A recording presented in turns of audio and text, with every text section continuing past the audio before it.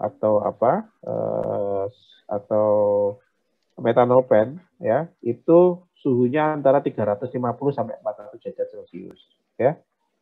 Terus kalau kita bicara reformer katalis itu suhunya sekitar 7.000 derajat Celcius, 700 derajat Celcius ya. Kalau kita main di HTS itu seingat saya 300 sampai 300 derajat Celcius. LTS itu 2 derajat Celcius ya. Terus di amonia converter ya, itu kalau nggak salah sekitar seingat saya 600 derajat Celcius. Jadi kita juga harus mendesain itu katalis yang tahan terhadap suhu itu ya. Terus yang kedua itu terhadap pressure ya. Terus kalau kalian pelajari ya, itu kalau di reformer itu reaksinya adalah endotermis ya. Jadi dia akan perlu panas ya. Panas-panasnya itu nanti kalau kalian lihat di cup itu nanti ada cup yang cup-cupnya itu diisi oleh katalis, terus ada semacam burner-burner itu yang dari atas sampai bawah ya. Nah, dengan berbagai banyak operasi yang seperti itu ya, terus berbagai tipe jenis prosesnya itu sama manufaktur desain beberapa jenis katalis. Kalau reformer itu bentuknya 7 hole ya. Terus kalau kalian lihat hydrotating. Nah, hydrotating itu kalau adik-adik lihat itu bisa bentuknya cincin biru-biru itu ya, 1 hole. Bisa bentuknya triloop ya. Nah, triloop ini yang nah itu ya, itu tuh. Nah, itu triloop. Nah, ini kalau yang cincin ini buatnya kan gampang ya. Terus kalau kita lihat kalau di hydrotating itu paling suhunya 300 400 derajat Celcius. Jadi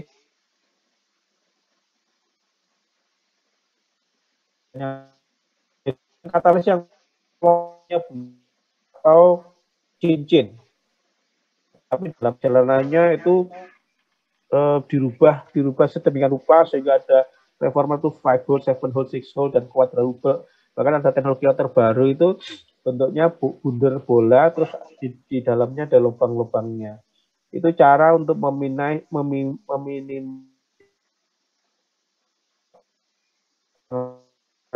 tinggi ya, strength yang tinggi ya. Jadi itu desain. Nah, juga masing-masing itu juga punya license punya paten ya. Jadi kalau Topso itu dia 7 hole. Kalau 7 hole ya, 7 lubang. Itu enggak. Itu manufaktur katalis yang lain enggak boleh niru patennya itu. Enggak boleh 7 hole, harus cari alternatif yang lain. Ada yang 4 hole, ada yang 5 hole dan sebaliknya. Seingat saya itu ada teknologi quadruple dari Johnson Matthey. Jadi itu 5 hole tapi pinggirnya ada lubang-lubang, ada celah-celahnya itu untuk meningkatkan surface area. Itu Topso nggak boleh niru. Nah, itu terkait dengan paten. Nah, terus kalau kalian adik-adik lihat yang kuning ya, katalis yang kuning-kuning itu, nah, itu katalis aplikasinya sulfuric acid plant ya. Itu kalau ada namanya kalau bahasanya Monsanto, DuPont, itu namanya X-ring ya, karena bentuknya X ya, ring tapi ada cross-crossnya. Tapi kalau Topso bahasanya Desi-type katalis ya, karena di situ menggambarkan lekuk-lekuknya itu. Nah, dulu awalnya ya itu vanadium pentoxide katalis yang kuning itu bentuknya cincin ya.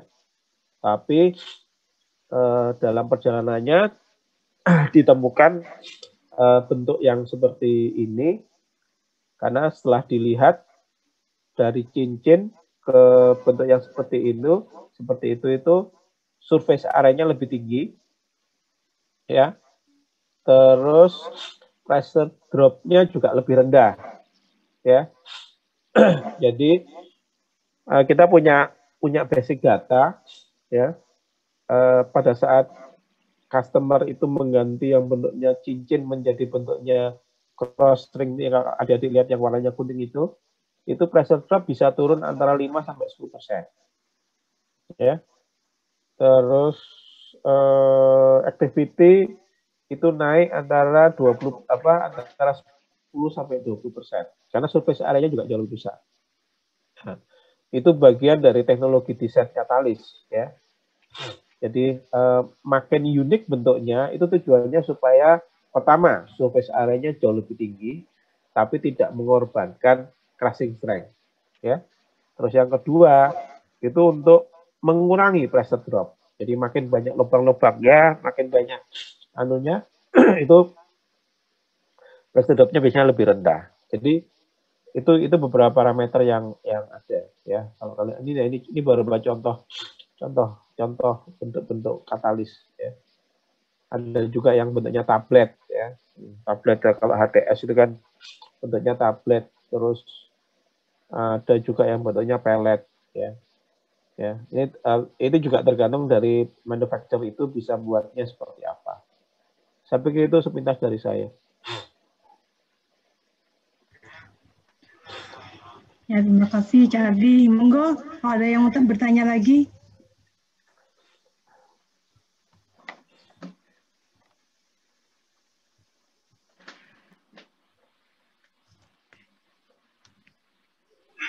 Permisi Bu, Bu Arin. Oke, monggo saja. Terima kasih Bu atas kesempatannya. Jadi begini Cak, yang mau saya tanyakan ini perihal tentang tadi saya lihat katalis ini ada semacam byproduct-nya ada. Nah, byproduct ini untuk diambilnya bagaimana? Kan tentu kalau masih ada di dalam reaktor akan mengganggu jalannya reaksi gitu Cak. Nah, itu apakah diambil atau bagaimanakan Cak? Terima kasih. Oke.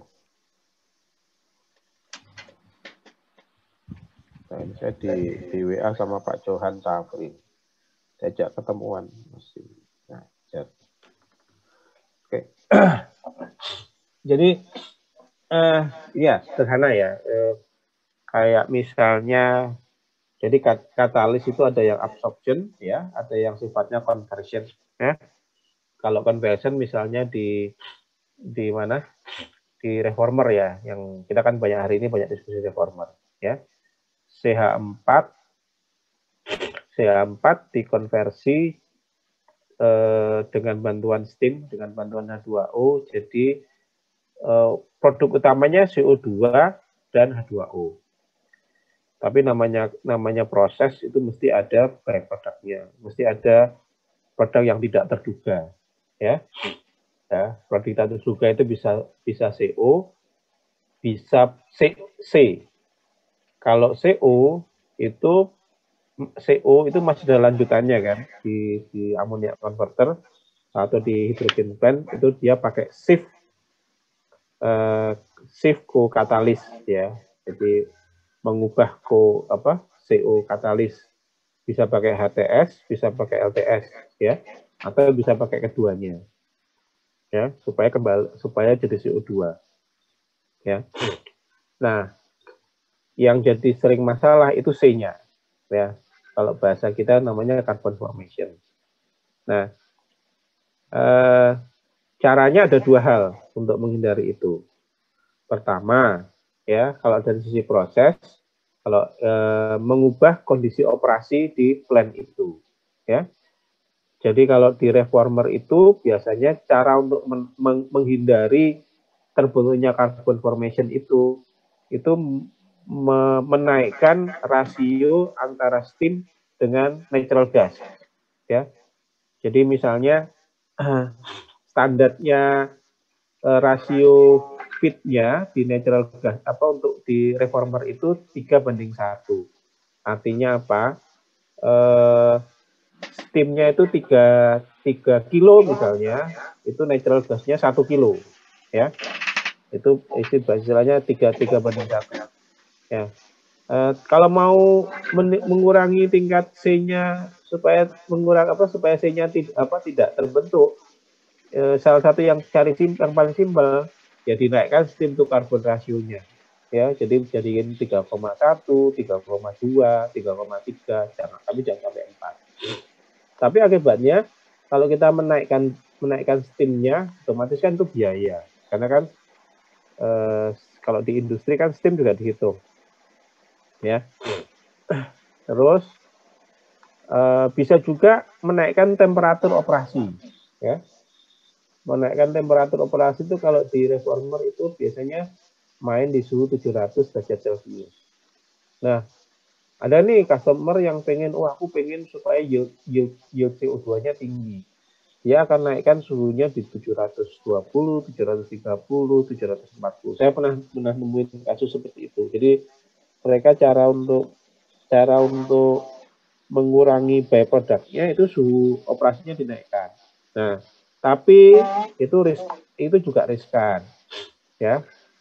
Kenapa? Kalau menaikkan suhu itu katalis itu kan juga punya toleransi di suhu yang tinggi. Makin tinggi temperaturnya itu katalisnya juga makin cepat rusak, ya. Terus itu katalis itu ada di tube reformer, ya. Nah, tube reformer itu kalau di plan di reformernya itu bermain pada suhu tinggi, yang misalnya secara konsep itu 10 tahun bisa dipakai 10 tahun, bisa dipakai cuma 8 atau 9 tahun, ya. Nah, terus jadi caranya macam-macam, ya. Tadi yang saya katakan steam to carbon rasionya itu dinaikkan, bisa. Terus juga temperatur operasinya dinaikkan. Nah, yang ketiga yang paling sering dilakukan adalah membuat layer-layer katalis di steam reformer plant itu. Jadi di primary reformer itu biasanya dibuat multiple layer, ya. Jadi kalau kita bicara steam reformer itu nanti ada namanya standar steam reformer katalis, ada juga namanya alkali reformer katalis. Jadi katalisnya itu dipasang impregnated potasium K sama Ca. Tujuannya apa? Supaya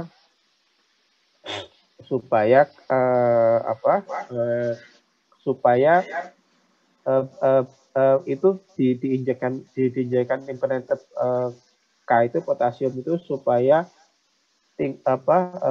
menghindari terbentuknya carbon formation. Itu bisa, ya. Tapi katalis yang alkali formation katalis itu tingkat konversinya dari CH4 ke CO2 itu agak sedikit lebih rendah dibandingkan standar reformer katalis. Makanya biasanya kalau di pabrik-pabrik yang besar, ya seperti pabrik amonia, dia biasanya ada triple layer, ya. Ada namanya high alkali primary reformer katalis, ada namanya medium alkali reformer katalis, ada namanya standard primary reformer katalis. Biasanya komposisinya 70%-nya itu standar reformer katalis, 25-30% itu alkali reformer katalis. Nah, alkali ini tujuannya untuk mengurangi potensi terbentuknya C dalam proses di steam reformer katalis.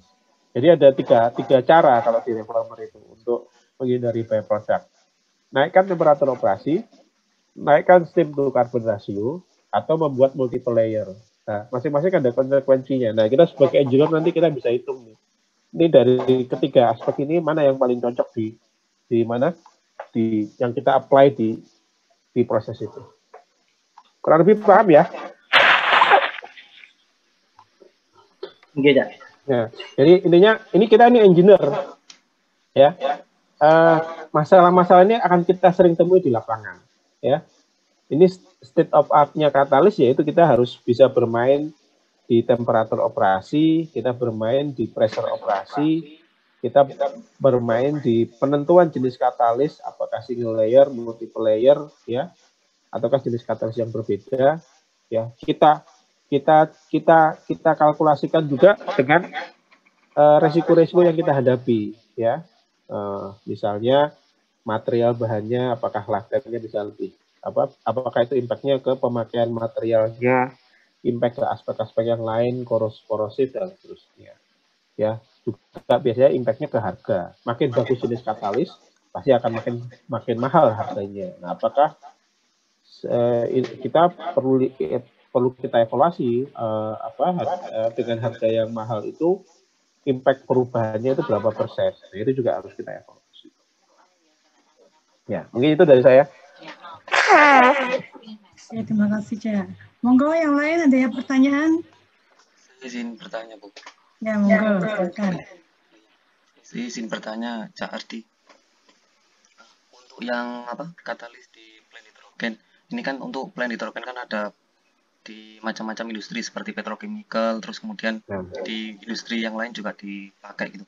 Nah, untuk katalis yang digunakan ini apakah untuk setiap industri yang berbeda itu apakah sama atau berbeda? Kemudian untuk yang katalis sendiri, kan untuk umurnya katalis ketika digunakan itu kan ada yang berbeda-beda. Nah, itu ketika ada ketidaksesuaian dari umur yang ingin dipakai itu kira-kira untuk penyelesaiannya itu gimana? Terima kasih, mungkin itu Cardi. Boleh, kalau diulangi lagi, bisa lagi baca WA-nya Pak Johan Sam. Gimana? Sorry. Untuk yang di plant hidrogen kan, untuk kan memakai katalis. Nah, di plant hidrogen kan ada yang di industri petrochemical, ada juga yang di industri lain. Nah, apakah di perbedaan di tempat industri yang berbeda ini apakah katalis yang digunakan sama atau berbeda? Untuk hidrogen plant, ya, semua plant itu secara umum kalau pakai natural gas itu secara proses dan secara katalis itu kurang lebih sama. Jadi katalisnya ya sama, jadi sulfurizer. Kalau hidrogen itu di sulfurizer ada kromo, ada zinc oxide, terus ada reformer katalis, ya, terus biasanya shift converternya itu pakai HTS. Kadang juga ada yang LTS, ya, tergantung di setiap prosesnya. Tapi secara umum ya 1, 2, 3, 4 itu aja, ya. Ada penambahan sedikit-sedikit. Saya pernah ke Petroson Nusantara itu sebelum masuk steam reformer katalis dia pasang reformer katalis. Itu juga sifatnya dalam perjalanannya. Jadi pada desain awalnya nggak pakai reformer, tapi begitu mereka menginginkan sesuatu yang lebih efisien, mereka di depannya taruh reformer katalis. Gitu. Kira-kira ada tambahan pertanyaan atau gimana? Bang Habib, apa ada tambahan lagi?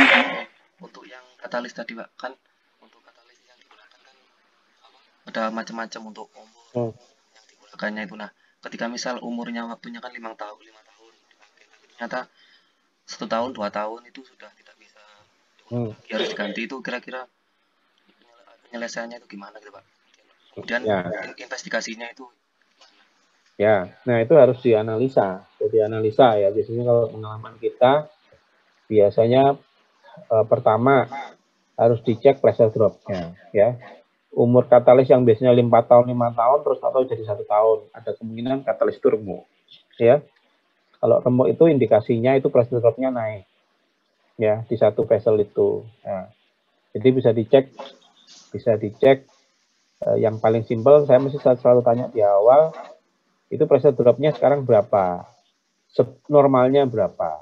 Nah, kalau ternyata naiknya tinggi, berarti ada kemungkinan katalis itu remuk, ya. Terus yang kedua, kita lihat datanya, data feed komposisinya. Jadi sebelum masuk reaktor sama keluar masuk reaktor, ya. Kadang ada yang punya data, ada yang nggak punya data. Nanti kita bisa analisa feednya seperti apa, ya. Terus kadang-kadang ini yang sering saya temuin itu adalah supplier dari gas itu sendiri, ya. PGN itu misalnya suatu saat itu mengambil gas itu dari sumber A ya yang kandungan feed komposisinya seperti ini. Tahu-tahu disuitkan dengan sumur B, ya itu kan komposisinya beda. Terutama kita harus cek ini kandungan CO-nya gimana, kandungan sulfurnya gimana, ya. Nah itu yang juga harus kita analisa, ya. Nah terus yang keempat itu juga kaitannya dengan fluorid, ya. Misalnya hidrogen plant yang didesain dengan kapasitas 3.600 meter kubik per jam. Terus karena kekurangan gas itu cuma hanya bisa jalan dengan 1.000 atau 2.005 meter kubik per jam atau misalnya 50%, itu akan pengaruh terhadap proses itu sendiri, ya. Nah itu kita harus punya analisa untuk adjustment, ya. Karena bukan berarti dengan operational rate-nya 50%, itu kerja katalis juga lebih sederhana. Enggak juga seperti itu, karena ada faktor-faktor yang lain.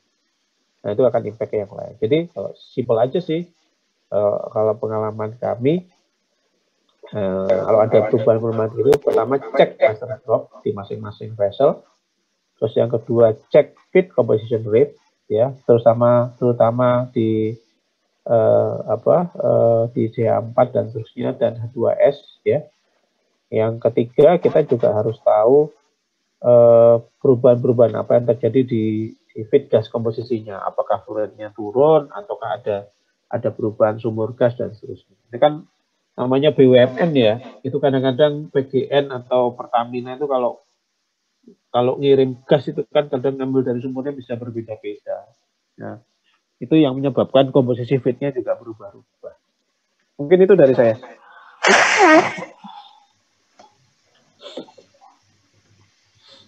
Ada lagi? Monggo yang mau bertanya.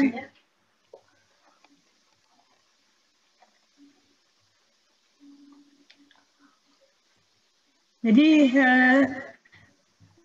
pengalaman saya, Cak, waktu S2 bikin katalis HZSM5. Jadi HZSM5 itu biasanya untuk cracking ya.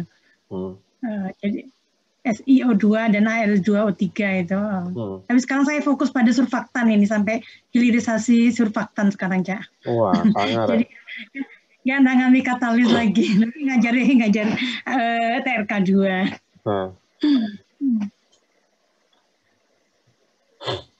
Monggo ada lagi?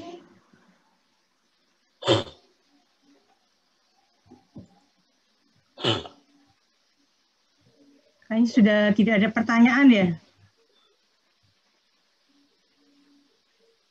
Ini Kak, ini baru 3 orang yang tanya ya. Kurang nih. Yang ikut berapa sih? Kurang ya. Monggo yang lain ini ditunggu Cak Ardi nih supaya tanya.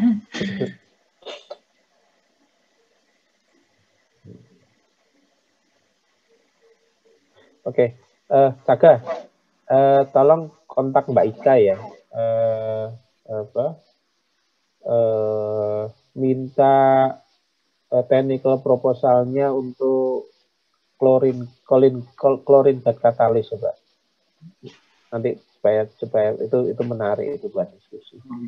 Saya kontak lewat Mas Huda ya. Soalnya kalau Mbak Ika saya masih belum punya nomornya. Mas Ang aja. Kalau udah lagi repot, udah lagi di Jakarta ini lagi persiapan submit tendernya asparator plant di Kontang. Oke. Technical report klorin gitu. Ya, katalis jadi report-reportnya hasil loading sama minyak katalis itu berapa, itu yang pegang data ISA. Jadi kebetulan ini buat adik-adik juga.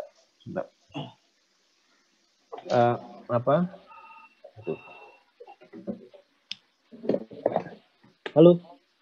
Ya, Mbak, saya lagi meeting ya, sebentar ya.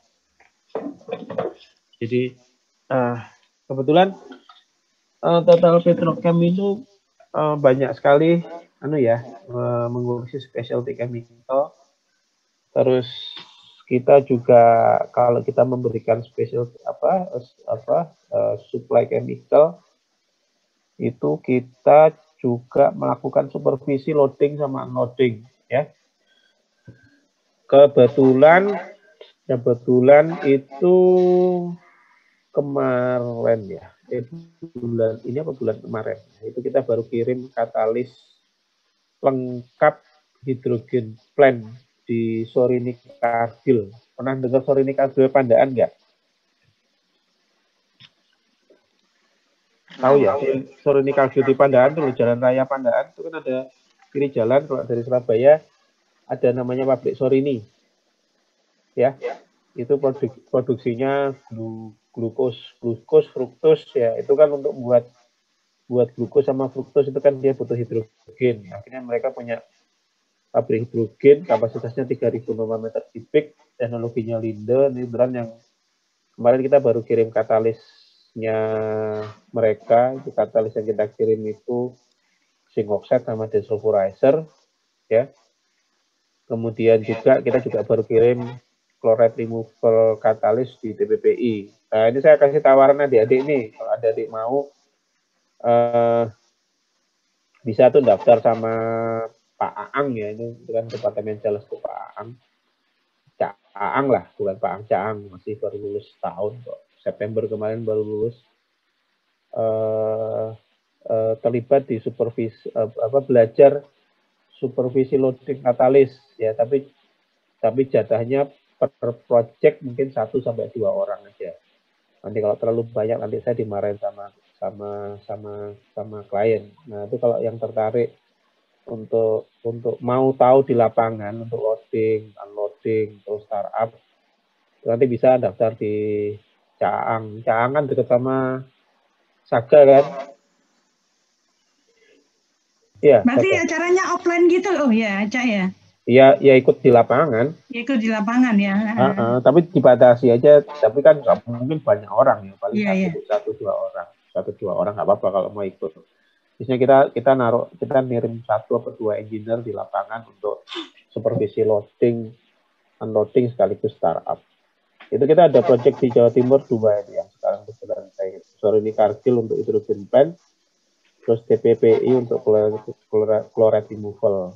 Terus juga di Jakarta ini kemarin Caang juga habis dari LPG plant, itu kita dapat kontrak untuk supply molekulasif di LPG plant di Bekasi. Itu nanti kalau udah datang ya itu 3-4 bulan lagi kita akan supervisi juga untuk startup sama loadingnya. Nanti kalau mau ikut ya nggak apa-apa. Sekaligus pembelajaran buat adik-adik supaya tahu, oh ini loh yang dimaksud molekulasif, ini dimaksudnya dengan katalis, terus gimana metode loadingnya, terus parameter-parameter apa yang menentukan untuk proses loading, startup, dan seterusnya. Monggo. Saya sih monggo aja. Ya, nanti akan diumumkan, Cak. Yang daftar, Cak. Nggak usah diumumkan. Langsung aja itu, Saga itu kan dekat sama Aang. Oh, nggih, biar lewat Saga. Biar lewat Saga juga nggak apa-apa. Oke.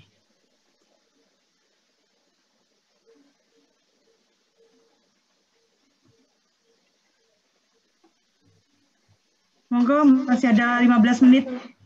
Kalau ada yang mau bertanya.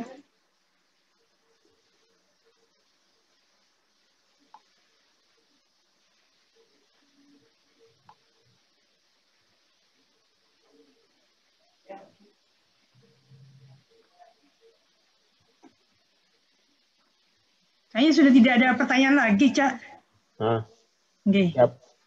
Ya, berarti kita akhiri aja ya, Cak ya. Oke, monggo. Ya, terima kasih Cak Ardi atas materinya. Semoga memberikan manfaat bagi adik-adik di teknik kimia, mempunyai wawasan luas tentang katalis. Mereka masih belajar di TRK 2, nanti ada lagi mata kuliah pilihan yang lebih detail tentang katalis. Jadi yang TRK 2 masih sedikit ilmu tentang katalisnya. Saya kembalikan kepada Audrey, MC-nya. Monggo Audrey. Baik, terima kasih banyak kepada Cak Ardi untuk kesempatannya berbagi ilmu dengan kami, rekan-rekan dari mahasiswa teknik kimia, dan juga untuk Bapak Ibu untuk kesempatan yang baik ini. Kepada rekan-rekan mahasiswa, terima kasih atas antusiasnya, karena kita sudah di ujung dari perkuliahan tamu ini, maka Zoom meeting ini dapat diakhiri. Terima kasih banyak semuanya. Ya. Bu Widi mau memberikan dua patah kata Bu Widi sebagai penutup. Dan saya undang Bu Widi dulu. Atau Pak Kusdianto? Bu Widi ini teman kuliah saya dulu, ya berarti yang pintar Bu Widi yang dengan saya. Nah, Bu Widi kan K berapa Bu Widi? K9? K33.